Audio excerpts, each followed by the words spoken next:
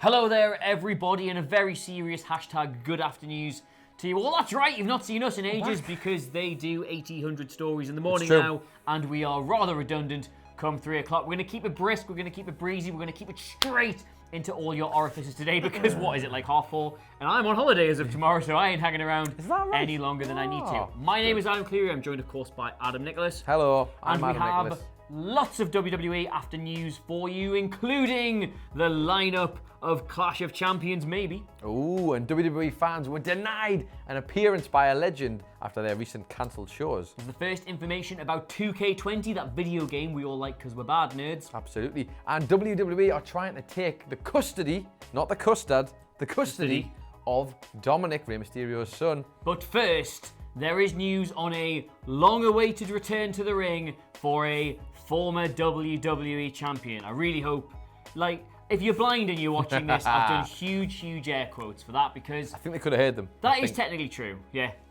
They would have heard them. Technically, what is happening is a former champion in WWE, you know, so that's not a WWE champion, I'm not daft, is making his long-awaited return to the ring. He has not worked since, I think, January last year in a Cruiserweight Championship match. That's right, it's Enzo Amore. He's back in wrestling, would you believe it? You're gonna love this. He is now using the name Enzo. Yep. So just an N. No, that gets him around that. And he's returning on Friday, and I'm gonna make sure I get this right, at Northeast Wrestling, nothing to do with us, this is in America, Prison Break event in, what is that? Poughkeepsie, New York. Yeah. Poughkeepsie, New York. Anyway, it's quite a big event, actually. Cass is gonna be on there, his old pal, Big Cass. Do you know what Cass goes by now?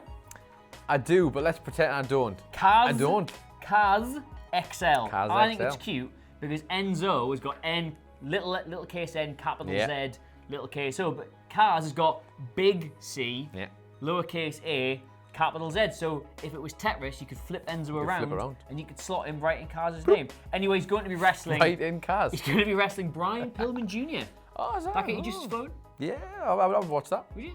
Probably not, actually. You can. It's exciting It's me. available to stream live online if you want to watch it. It's an interesting match. I probably won't watch it, admittedly. John Moxley versus Pentagon Jr. on the same show?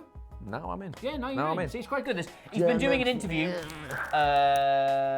been doing an interview lately talking about the new character he's going to be, how he's changed in wrestling, what the new Enzo is going to bring to people. And would you like to hear what he said? I would love to hear I've been warming up my Enzo impression. Oh, hang on then. Bro. Let me get comfortable. Bro.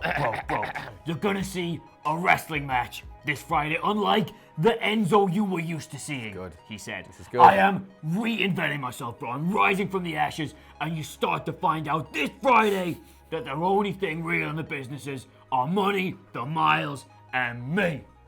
That's not going to have any entrance music or a microphone. Apparently he's been training in boxing gyms and doing lots of MMA, and you're going to see the real one. We should clarify, of course, for the aforementioned blind viewers before, that wasn't actually Enzo that we had on the show. It's a multifaceted content assault vehicle. That's what I am. I do impressions, I do gags. I didn't realise it was going to be that good. I'm actually very impressed by that. Thanks. Very good. That's all I've got on that. He's back on Friday. Enzo makes his return for the first time since the Cruiserweight Championship match, not including whatever the hell that was for Ring of Honor in New York, which we'll never speak of again. Adam Nicholas. Speaking of things you'd wish you could never speak of it. That's harsh, I don't mean that, that's not true. But WWE fans would have been devastated when they learned that 5 recent house shows were cancelled. I think they've been rescheduled, but they've been cancelled properly, well and truly put to the sword, according to Wrestling Observer News. And they've lost out on watching a WWE legend, another legend, in action. Which one is it? So for the shows that were cancelled, I should point out,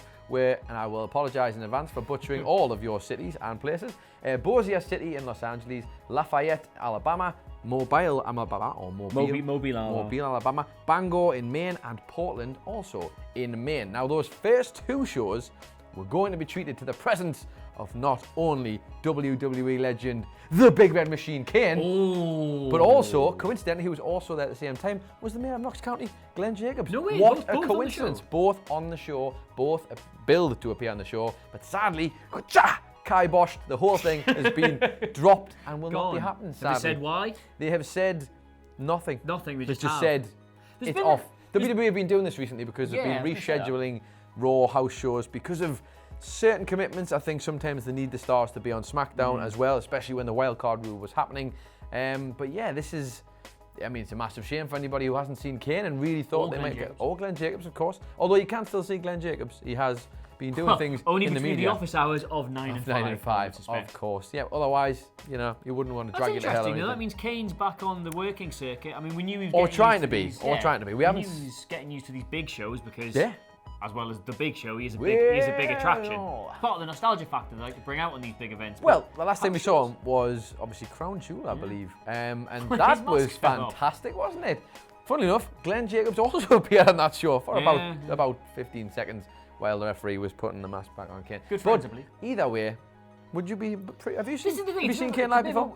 I have seen Kane live I've seen Kane live before. It's good. I never saw the Kane of my childhood live, sadly. That was a regret. But I did see latter day starts walking out even when just the organ part of his music plays, which really annoys me about his entrance. Wait for the explosion. Well, you don't get power anymore. There you go. Yeah, that's interesting because normally they only put the legends on house shows when it's an attempt to shift tickets because the show is important, but if the show's so unimportant they can cancel a run of 5 of them, it suggests something's going on backstage. Also, Big Dave had his say on the matter because he said... Big Dave. We've got the Big Dave machine basically had the Big Dave melt seat. Nah, I'm not even going to try. Somewhere. It's there, it's nearly there. You have a think about that while I'm going to give you this quote. A little bit of pointed criticism here. The key is that it's clearly bad advances because the following week with Bangor and Portland, the shows were cancelled. But the 1st of September or the 9th of January, 1st of September show that's in White Plains at the Westchester Country Centre, a building WWE has historically always packed even in the worst of times, is still very much on. So... Is that from the big read machine, is it? Because he's a journalist. There is, if you rewind that, there's an exact moment while he's doing that where the light bulb goes on. Got it. And there you go, that's the kind of content you came here for. So Big Dave suggested perhaps that they've kept the really, really positive show that they know is going to make them some money, but the rest of them have been cancelled, sadly. Do you know what else what Big Dave's been saying? Go on then. That's a great sentence. Clash of Champions is on the horizon. That's the next pay-per-view, September the 14th. Where is this year gone? I don't know. I have wasted my entire life. But Clash of Champions arrives on September the 14th, and the Wrestling Observer are carrying a partially leaked card, what they believe the show is going to look like. And would you believe it? I would. Clash of Champions is going to include a WWE Championship match, a Universal Championship match, what? An Intercontinental Championship match, a United States... That's the gag. No, they've actually said the specific matches. You know what, when I thought of that in my head, I was going to come in here, by the way, on my own and just do that as a news story. I thought that would pop loads of people, but hearing it out loud, it's 4 out of 10. Paper good? Yeah, not Audio? Great.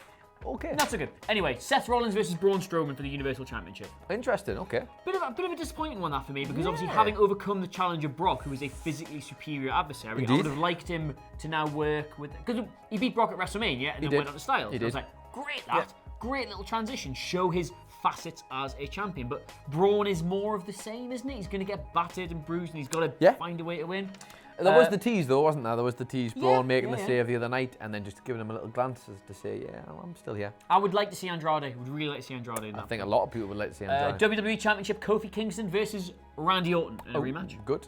I like that. I think the story's developing quite nicely. Why rush? Normally you like to see SummerSlam end these feuds, but I think they've styled that one out quite nicely on television. The 6-man tag I thought was very good. Agree. And in the spirit of that 6-man tag, the SmackDown Tag Team Championship will be on the line with Big E and Xavier Woods facing The Revival. Ooh, interesting. Although, Big Dave does go on to say, the Big Read Machine, that one has been pitched to Vince McMahon and the company are expecting it to be made official, but he is still umming and ahhing over it. Which do I like them or not? Why they've put him with Randy to sort of give them a bit of star power. Makes sense. Even though they're really good tag team wrestlers. And also, finally, Roman Reigns versus Daniel Bryan.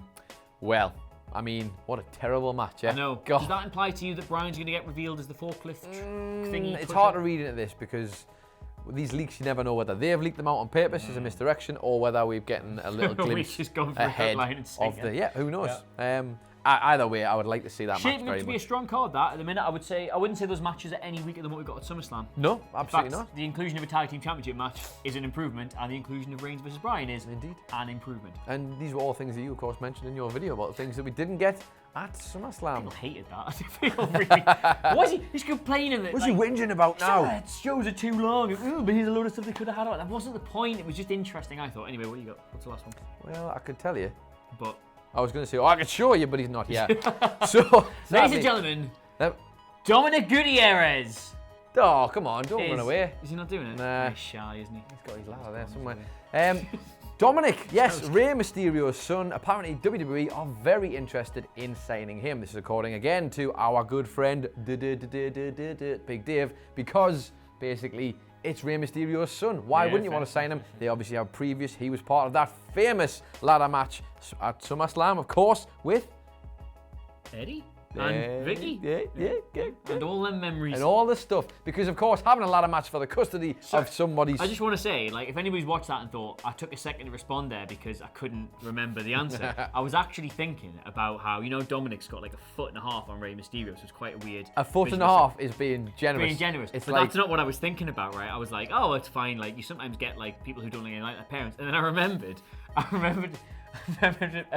Paris Jackson, Michael Jackson's daughter. Jesus, man. So my brain melted, and then like, you put a question to me, I was like, wait, I need to get back in this room. Wait a minute. Anyway, you were saying... Anyway, on some sort of news, or some form semblance of news from that, basically Dominic isn't ready though. He's not ready to go to the ring just yet. He had been training previously with Lance Storm, and I do believe they obviously see some potential in him. Obviously, I think they see more potential in storylines they could do and be like, look, it's Rey Mysterio's son, and he's tall. Maybe he'll be better because of the height thing. Who knows? But they do reckon that he should be fit. I say fit. He should be ready to go into a WWE ring roundabout, they're hoping, 2020. So we could well be seeing that sooner than you. She honestly, she looks nothing. I knew you were going like, back. I knew you were going back to Paris. She looks nothing like him. Like, it's not even... Like, even if you take to one side the question of, well, should his children not look different to him in a very certain way? Should. Even, like... The bone structure, whatever his bone structure was, isn't there? In the words of Matty Healy, how I'd love to go to Paris again. Yeah, that's good though. I'm sure Dominic Gutierrez will be an excellent wrestler. He will be. Well, I say he will be. I can't possibly say that. I have literally never seen him wrestle because I'm not a trainer.